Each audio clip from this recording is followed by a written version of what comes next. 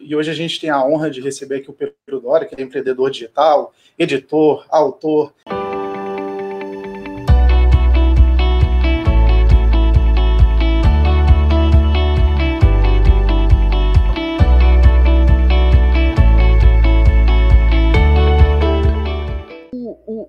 Uma das conclusões consensuais dos analistas políticos sobre as eleições americanas é que, embora o Donald Trump tenha sido derrotado nas urnas, o movimento trumpista dentro do Partido Republicano tende a permanecer, tende a ocupar esse espaço no debate público.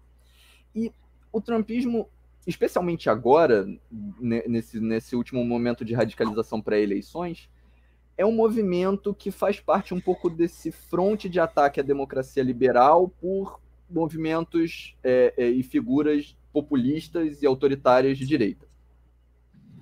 Eu queria te perguntar o seguinte: como que você enxerga esse fenômeno do trumpismo para o contexto americano, para a democracia americana, e, em geral, como que você enxerga essa permanência para o que a gente entende como democracia liberal? Vamos lá. É só olhar para a votação do Partido Republicano que nitidamente se vê que o trumpismo não morreu. E não é só isso. Muita gente falou, e vocês certamente ouviram, Joe Biden é o candidato à presidência que mais recebeu votos na história das eleições à presidência dos Estados Unidos. O que pouca gente está dizendo é o seguinte: Donald Trump, em 2020, é o segundo candidato que mais recebeu votos na história das eleições a presidente dos Estados Unidos. Ele recebeu mais votos do que Barack Obama em 2008, que é o terceiro. Então, é nessa eleição, não na passada, né? Então, é claro que o trumpismo está eleito. É importante. Eu chamaria a atenção de uma coisa. Se você pega aquela tese do Steven Levitsky, né, do como as democracias morrem, desses movimentos que, ao invés de dar um golpe de Estado, entram e vão comendo as instituições liberais da democracia até produzir uma democracia essencialmente liberal. A tese, da maneira como ela é descrita, pelo Levitsky, mas por outros também, tá? É a seguinte: no primeiro mandato,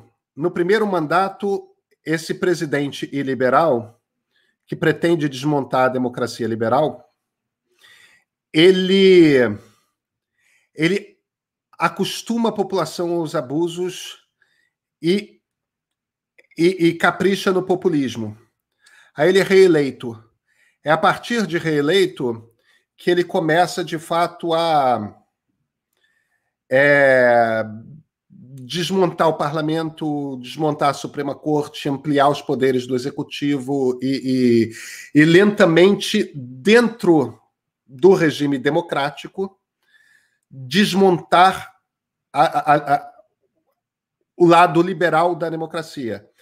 O que a democracia traz para esse regime é o fato de que é através do voto que nós votamos, que nós elegemos nossos líderes. O que o liberalismo traz para esse regime é que esse é um Estado de leis, nos quais todos, inclusive os líderes, são cidadãos iguais perante essas leis, e nós temos instituições que fazem com que todos os líderes eleitos, os políticos eleitos, se adequem às leis. As leis estão acima deles. E o que essa turma faz para produzir essas democracias iliberais, tipo um Viktor Orbán, tipo, não é só de direita, né? Hugo Chávez e Nicolás Maduro estão aí para mostrar isso. O que eles fazem é manter a casca democrática e destruir as instituições liberais. A igualdade dos três poderes, a garantia de que todos são cidadãos iguais perante a lei, entendeu? Os limites de poder do executivo e por aí vai. O problema é o seguinte: em todos esses casos, que são recentes, tá? Isso é um fenômeno do século XXI. Com exceção do Putin. Em todos esses casos, os chefes de Estado populistas sempre foram eleitos para um segundo mandato.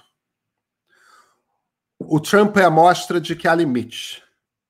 Há democracias que são capazes de resistir a isso. Se fosse um político mais hábil, né? Um político que não ficasse xingando todo mundo, que não ficasse... Será que poderia ser diferente? Que um político que não falasse que uns cara como John McCain era frouxo, porque foi preso, esse tipo de coisa, e fosse ao enterro do John McCain, talvez ele tivesse ganhado o Arizona, né? Então, talvez um político mais hábil tivesse conseguido levar esse trumpismo para um segundo mandato. Esse não conseguiu. Agora, o componente iliberal está vivo dentro da sociedade americana. E essa separação, tem uma coisa que o Yuval Noah Harari fala que eu acho fascinante, muito interessante, que é uma leitura que me parece muito interessante, da política do século XXI. Se a diferença entre esquerda e direita é o que marca o conflito político essencial do século XX, o que marca essencialmente o conflito político no século XXI é o nacionalismo contra o cosmopolitismo. Entendeu? Quer dizer, você reconhecer que os problemas do século XXI são problemas mundiais, que vão desde coisas como mudanças climáticas e pandemia, até coisas como o fato de que a economia globalizou, então você produz as coisas em tudo quanto é parte do mundo, o dinheiro transita em tudo quanto é parte do mundo, então a arrecadação de impostos se tornou mais complexa, você tem a formação de paraísos fiscais, quer dizer, todos os governos do mundo começam a construir fóruns de conversa continuada para gerenciar esse mundo que tem problemas que são globais, que pertencem a todo mundo, ou não vai funcionar. E você tem uma turma que rejeita isso, porque são conservadores, entendeu? E isso eu acho que é um pouco da natureza humana. Convencer pessoas que não entenderam ainda que boa parte dos problemas que nós temos são globais e que nós precisamos resolvê-los globalmente e que, portanto, temos que ter uma gestão que é parcialmente global, fóruns de encontros das instituições, dos governos, etc., é parte da ação política e do trabalho jornalístico hoje, entendeu?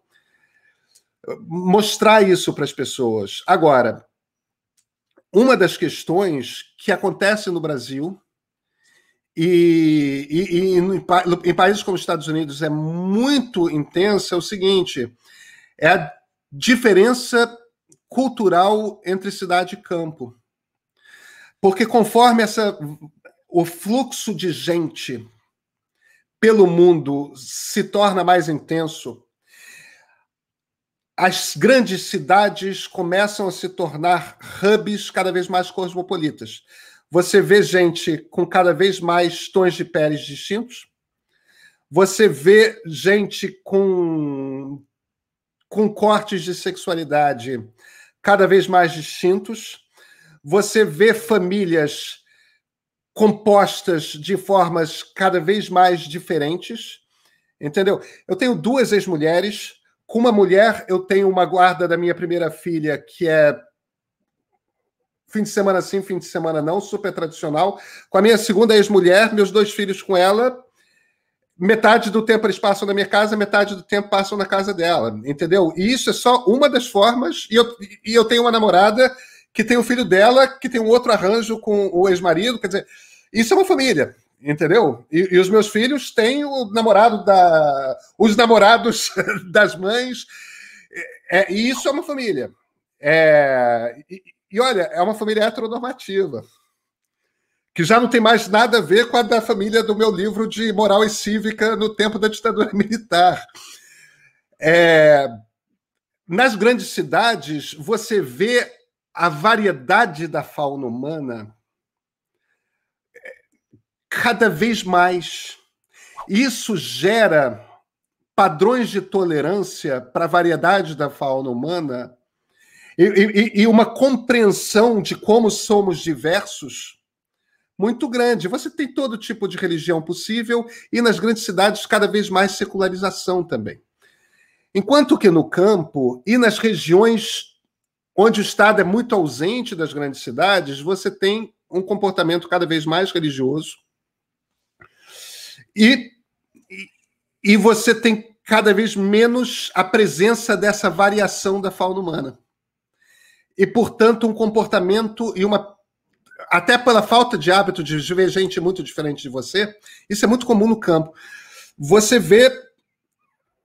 Você não quer gente diferente por perto e você acha muito esquisito que Nova York, ou São Paulo, entendeu? Ou Rio de Janeiro, ou Berlim, ou Tóquio, ou não importa, esteja deixando toda essa gente esquisita ser como é e como assim.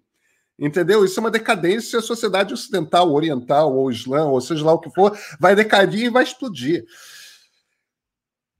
Essa é a tensão que a gente está vivendo no mundo. E essa tensão que vem diretamente da vida das pessoas, da vida que as pessoas levam, da realidade na qual as pessoas estão inseridas, é uma tensão que se traduz na política e é uma briga por valores intensa, porque quem vive da grande cidade...